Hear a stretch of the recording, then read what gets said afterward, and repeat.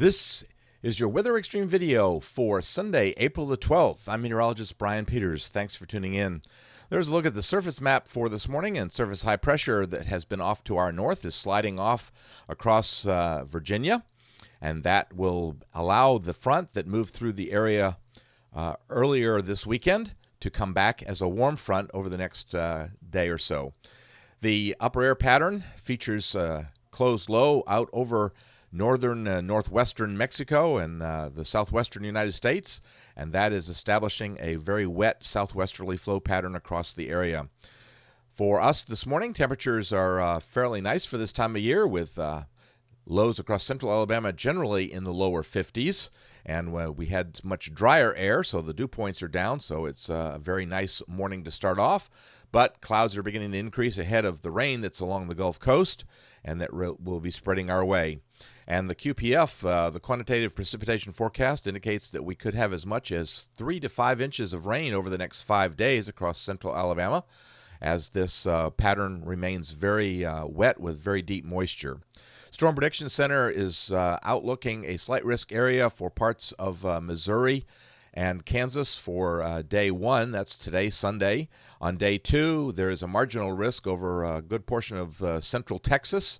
And then on day 3, which would be Tuesday, we basically see no organized severe thunderstorms forecast, but of course thunderstorms possible over much of the Gulf region, the southeastern U.S.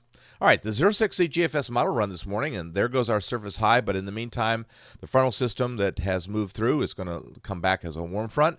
And in the upper atmosphere, we're establishing this very strong southwesterly flow, tapping into the moisture out of the Pacific. That flow stays that way as the northern stream has a nice trough coming by, and that trough will drag a front Monday down into the southeastern U.S., so Monday and into Tuesday. By Tuesday, that northern stream short wave has moved off into the Canadian Maritime provinces, and we are still left with this southwesterly flow with kind of an open wave over the Texas Panhandle and West Texas area, and that keeps us basically in an unsettled weather pattern with rain likely again on Tuesday. That pattern doesn't change much as we see slight ridging, but the ridging not helping out a whole lot as we have a deep moisture pattern, and so the pattern stays wet even on to Wednesday. Now keep in mind it won't be raining every hour of the day, but certainly it looks like rain off and on.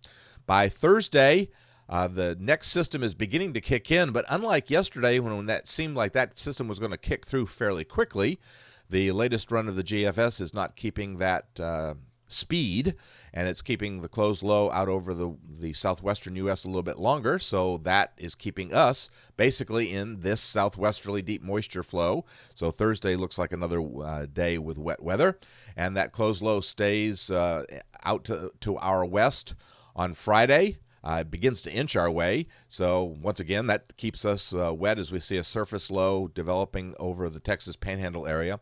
By Saturday, the closed low, it's still there, and it's still moving slowly, but it's keeping that southwesterly flow over us, so we stay wet even into Saturday, and it looks like finally by Sunday the trough is beginning and the closed low is beginning to move through the lower Mississippi River Valley, so that should helpfully bring an end to the wet weather across our area, at least for a couple of days. But looking out into voodoo country, don't look for any real long period of dry weather. This is the upper air pattern was showing a fairly deep trough, which could be both wet and cool around the 22nd of April. So the wet weather continuing again. And then we see another fairly substantial trough around the 27th at the end of April. So once again, though, it looks wet and cool. Well, that'll do it for the Weather Extreme video for this edition. James Spann will have the next one first thing on Monday morning. In the meantime, stay tuned to the blog for the latest updates on Alabama's ever-changing weather. Have a great day and Godspeed.